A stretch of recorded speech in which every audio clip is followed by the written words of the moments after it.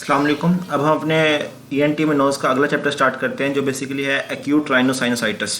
देखिए, एक्यूट का मतलब ये है कि जो लेस ड्यूरेशन के लिए होगा। राइनस मतलब इन्फ्लेमेशन ऑफ रोज, साइनोसाइटिस मतलब इन्फ्लेमेशन ऑफ साइनसिस। तो मतलब लेस ड्यूरेशन के लिए inflammation of nose and sinuses को हम कहते हैं एक्यूट राइनोसाइनसाइटिस। पहले जो है खाली साइनोसाइटिस पढ़ते थे, लेकिन अब क्योंकि नोज़ की इन्फ्लेमेशन भी साथ परसिस्ट करती है तो इसमें राइनोसाइनसाइटिस के लिए से पढ़ते हैं। इसकी क्लासिफिकेशन बेसिकली 4 है। एक्यूट है, सब acute, chronic, recurrent according to the time of disease. Acute जो है बेसिकली लेस देन 4 वीक्स तक अगर साइनसाइटिस रहता है तो आपके पास एक्यूट होगा।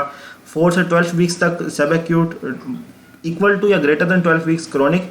और अगर इन्फेक्शन आपके पास साल में 4 या फिर उससे ज़्यादा दफ़ा हो रही है और हर दफ़ा इन्फेक्शन 7 से 10 दिन एटलीस्ट परसिस्ट करती है तो आपको रिकरेंट आएगा। सिम्टम्स जो है बेसिकली आपके पास nasal obstruction, nasal discharge, obstruction होगी, डिस्चार्ज होगा जो आपके पास एंटीरियरली भी हो सकता है, पोस्टीरियर पोस्ट नेजल भी हो सकता है। जिस साइनस की इन्फ्लेमेशन होगी वहाँ पे पेन भी होगी आपके पास सूंघने की स्लाइयर भी पेशेंट की जिसको होता है उसको कम हो जाती है, हाइपोक्सिया और या फिर एनोज़मी हो जाता है। अदर सिम्टम्स अगर बैक्टीरियल इन्फेक्शन वगैरह तो फीवर हो सकता है, आपका फटीक हो सकता है। मैक्सिलरी साइनस की बात करें तो डेंटल पेन से रिलेटेड आ सकता है। एक्यूट वायरल राइनोसाइनसाइटिस में ये है कि आपके पास वायरल अगर कोज होगा तो आपके पास एक्यूट वायरल राइनोसाइनसाइटिस कहेंगे। इसमें जो कॉमनली वायरस इन्फ्लुएंजा है वो आपके पास राइनो वायरस है, इन्फ्लुएंजा है, पैरा इन्फ्लुएंजा वायरस है। अब ये करते कैसे हैं, इसकी पैथोफिजियोलॉजी यहाँ डायग्राम से समझते हैं। देखें, वायरल इन्फेक्शन हुई, उसने कॉमन कोल्ड कर दिया। कॉमन कोल्ड करने के बाद उससे होगा कि आपके पास इन्फ्लेमेटरी मीडिएटर्स जिसमें साइटोकाइंस है, इंसुलिन, न्यूट्रोफिल्स और टी सेल्स जो आएंगे और वो इन्फ्लेमेशन की रिएक्शंस करेंगे। वहाँ पे इन्फ्लेमेशन होने की वजह से एडीमा होगा और आपके पास एडीमा होने की वजह से नेजल ऑब्स्ट्रक्शन होगी। नेजल ऑब्स्ट्रक्शन होने की वजह से साइनसेस ड्रेन नहीं होगा, वहाँ पे हाइपोक्सिया और कंडीशन जनरेट होगी और वहाँ पे एसिड प्रोड्यूस होगा ज़्यादा, तो वहाँ पे पीएच लो हो जाएगा। अब ये जो हाइपोक्सिया और लो पीएच है ये डैमेज टू द सीलिया को डैमेज कर देंगे। और आपने स्टार्ट में मैंने पढ़ाया था म्यूकोसिलरी मैकेनिज्म जो म्यूकस को पोस्टीरियरली ड्रेन करने में हेल्प करता है, जो इफेक्टिव स्टॉक और रिफ्रैक्टिव स्टॉक है। तो आपके पास जो बेसिकली म्यूकस है वो साइनस में इकट्ठा होगा और वो उसकी ऑब्स्ट्रक्शन कर सकता है।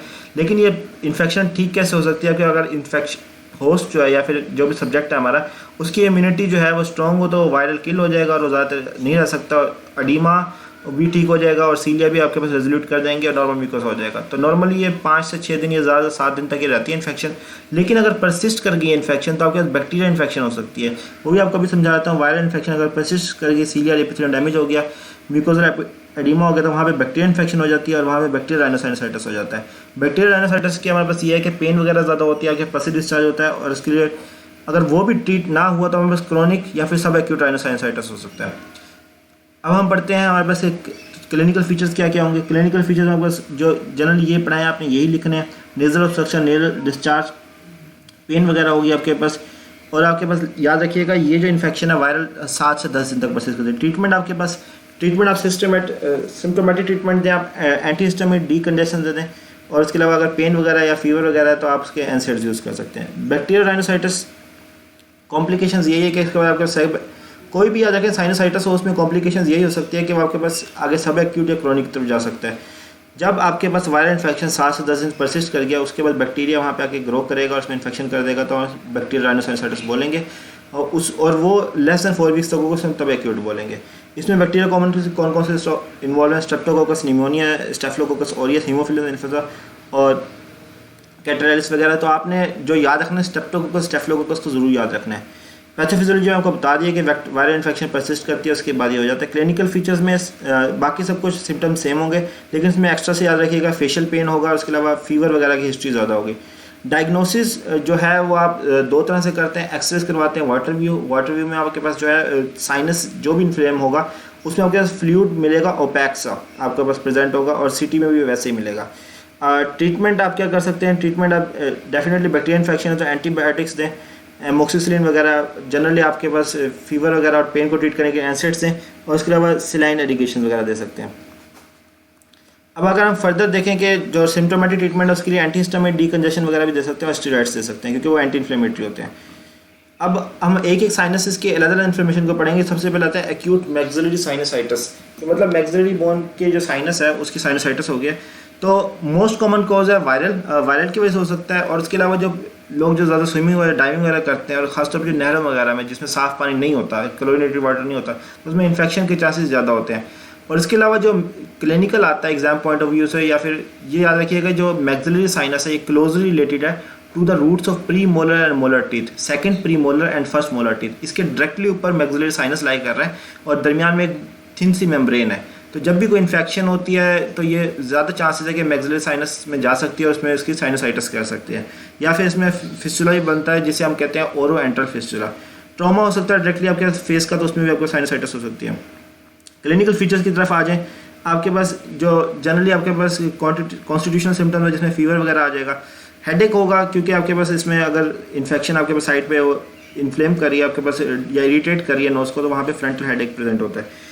पेन जो पेशेंट प्रेजेंट करेगा commonly at the side of the maxillary antrum, मतलब जो फ्रंट ऑफ चीक और at the junction of nose, इस जगह पे पेशेंट पेन करेगा, वहाँ पे टेंडर टच होगा, एडिमा के सिम्टम्स आएंगे, ऑब्स्ट्रक्शन होगी। और पोस्ट नेजल डिस्चार्ज तब होगा जब वो इन्फेक्शन, अगर वो इन्फेक्शन होगी और वो पीछे हमारे पास नोज से ड्रेन होते हुए नेजोफेरिंक्स में जा रही है। अब डायग्नोसिस इसके लिए 2 टेस्ट हैं, ट्रांसइल्यूमिनेशन टेस्ट। ट्रांसइल्यूमिनेशन टेस्ट में आपके पास ओपैक स्ट्रक्चर मिलता है जो मैक्सिलरी साइनस है, और एक्सरे वाटर भी और सीटी स्कैन करवाएंगे इसमें। अब हमने डायग्नोसिस भी करी, लास्ट है कि ट्रीटमेंट्स का गौर से देख लें। ये जो ट्रीटमेंट है सारी जितनी भी मैक्सिलरी साइनसाइटिस है उसमें जनरली ये ट्रीटमेंट करेंगे, एंटी माइक्रोबियल्स देंगे, नेजल, ये सिम्टोमेटिक में नेजल डिकंस्ट्रक्शन, स्टीम देंगे और एनाल्जेसिस पेन वगैरह देंगे।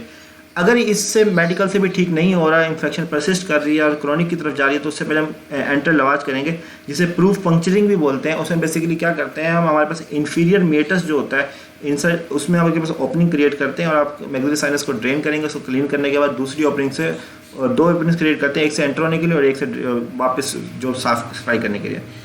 तो इसका दूसरा नाम जरूर याद रखिएगा, प्रूफ पंक्चरिंग।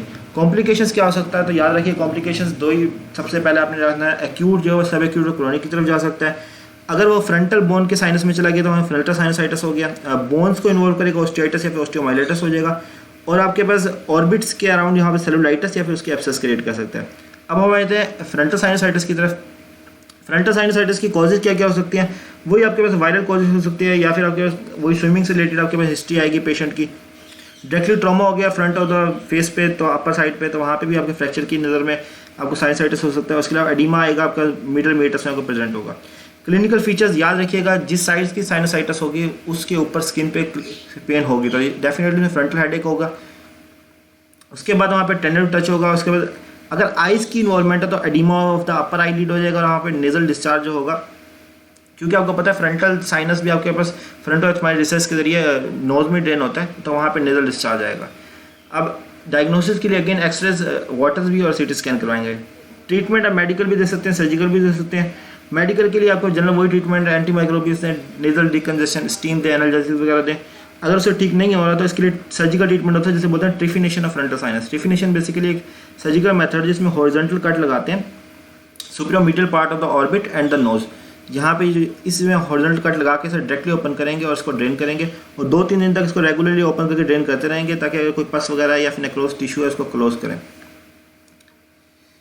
अब हम इसके देख लेते हैं कॉम्प्लिकेशंस वगैरह। कॉम्प्लिकेशंस याद रखें तकरीबन सबकी सेम है कि आपके पास बोन की इन्वॉल्वमेंट हो सकती है, ऑस्टियोमाइलिटिस वगैरह हो सकता है, सब एक्यूट क्रोनिक इन्फेक्शन की तरफ से जा सकती है। अगर ऑर्थोपेडिक्स की इन्वॉल्वमेंट है उसकी ऑर्बिटल सेलुलाइटिस, ऑर्बिटल एब्सेस होगी।